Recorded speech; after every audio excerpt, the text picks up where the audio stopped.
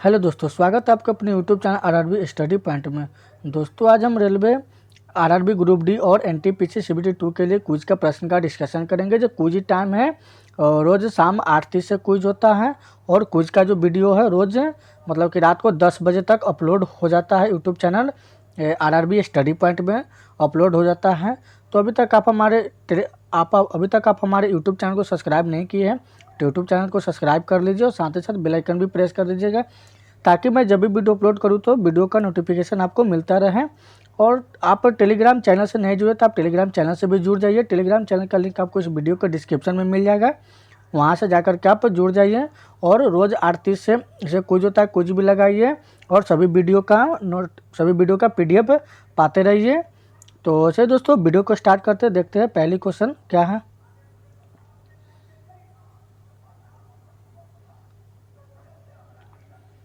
पहली क्वेश्चन है कि हरा प्रोटोजुआ के नाम से जाना जाता है। हरा प्रोटोजुआ के नाम से जाना जाता है तो किसको जाना जाता है? तो इगुलिना को जाना जाता है। किसे जाना जाता है? इगुलिना को जाना जाता है।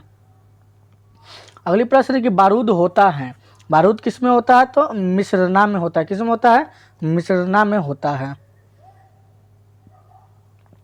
अगली प्रश्न है कि परमाणु में कौन से मूल कण सा समान संख्या में स्थित होते हैं?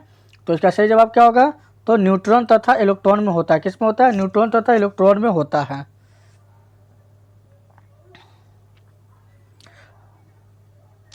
परमाणु के नाभिक में निम्न कौन से होते हैं? परमाणु के नाभिक में निम्न कौन से होते हैं? तो प्रोटॉन एवं न्यूट्रॉन होते हैं। कौन होते हैं? प्रोटॉन एवं न्यूट्रॉन होते हैं। अगली प्रश्न है कि पहाड़ी पर चढ़ता एक व्यक्ति आगे की ओर झुक जाता है क्योंकि अस्थायित्व बढ़ाने के लिए। किसके लिए? अस्थायित्व बढ़ाने के लिए।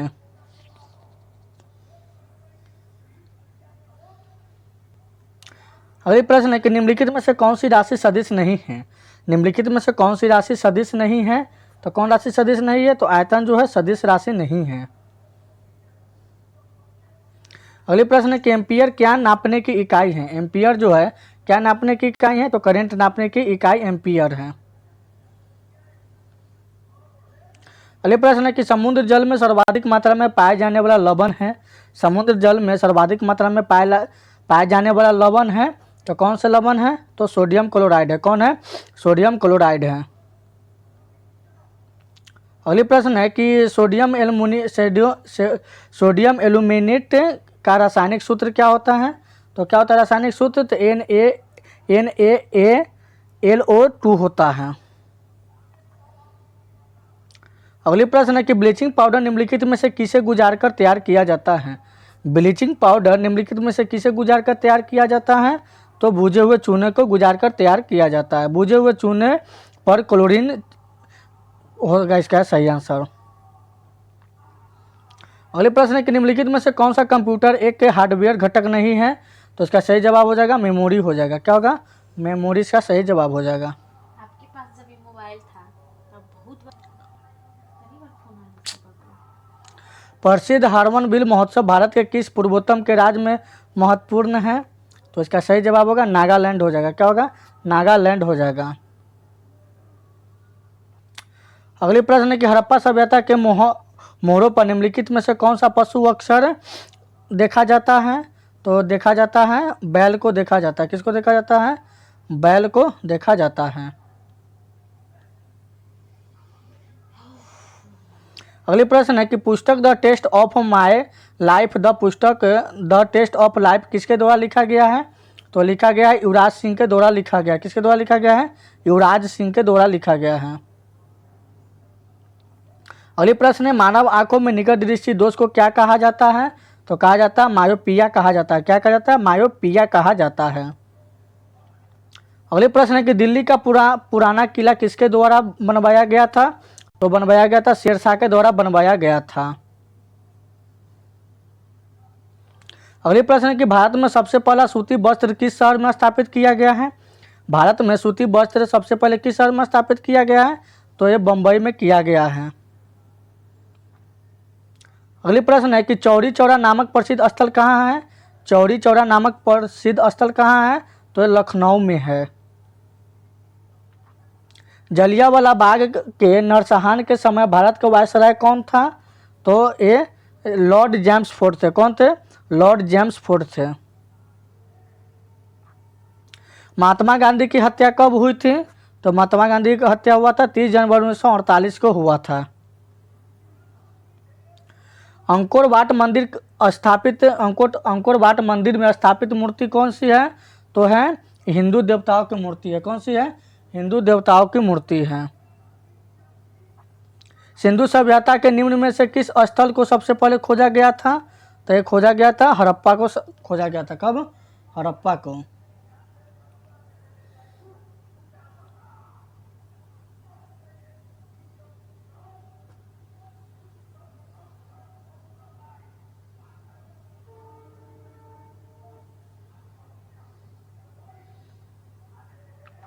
अगले प्रश्न है कि स्वच्छ और खुले में शौच मुक्त भारत बनाने के लिए भारत सरकार द्वारा शुरू की गई योजना का क्या नाम है? तो स्वच्छ भारत अभियान है। क्या है?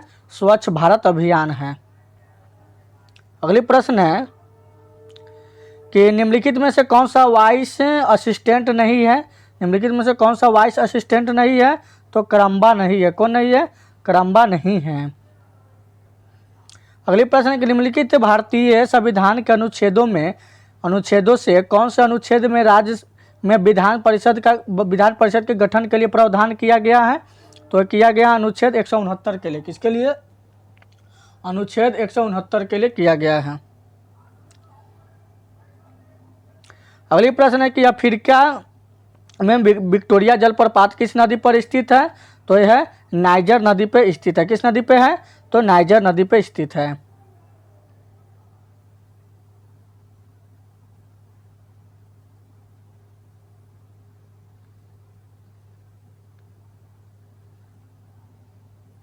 अगली प्रश्न है कि भारत 1972 में अपना परिचालन प्रारंभ करने वाले बोकारो स्टील प्लांट की स्थापना किस देश की सहायता से किया है? तो किया है यूएसएसआर के द्वारा किया है। अगली प्रश्न है कि किस पंचवर्षीय योजना में 14 बैंकों का राष्ट्रीयकरण किया गया है? तो ये किया गया है चौथी चरण में। किस में किया गया है? चौथी चरण में किया गया है। अगले प्रश्न है कि उत्तर अमेरिका महाद्वीप की सबसे बड़ी झील कौन सी है? सबसे बड़ी झील कौन सी है? तो सुपीरियर झील है। कौन सी है? सुपीरियर झील है।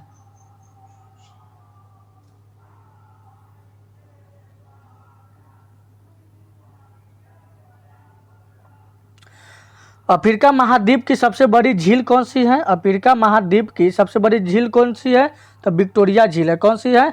विक्टोरिया झील है इसका सबसे बड़ी झील है।